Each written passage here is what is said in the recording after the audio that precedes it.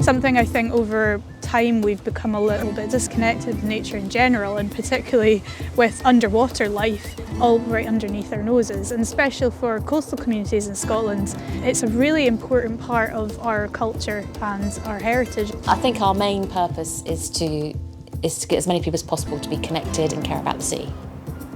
If you get involved with community and you're driving it, you are fully immersed. You are part of it, you do realise what you're doing is making the difference.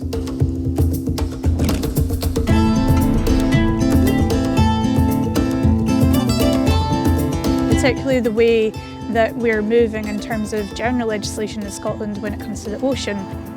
It very much is moving towards a bottom-up approach rather than a top-down one. And I think that works for not only people who are living in the areas that we're talking about, but also for nature itself. We have kids coming down every year to get excited about oysters, which is something that I never thought I'd see. Millimetres. It's 65 millimetres. CAOLAS have a project to reintroduce oysters into Lochaline. Oysters are very good at cleaning the water, so that will mean that the water in Lochaline is filtered. Oysters will create a habitat and a very complex reef.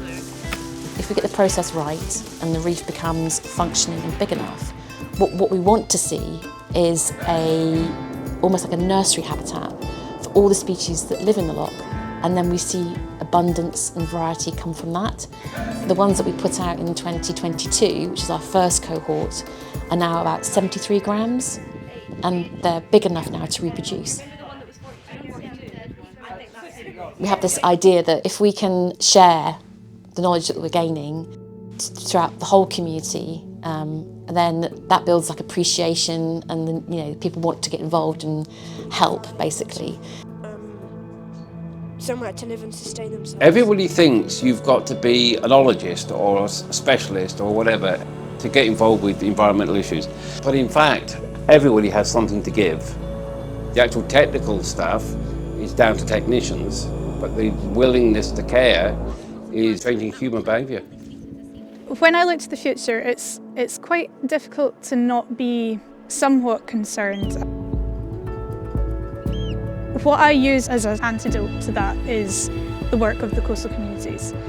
There is work being done by people, tangible work that is trying to alleviate some of the challenges associated with biodiversity loss.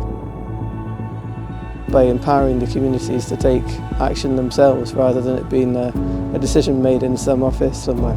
It's actually the communities who are deciding and leading the efforts.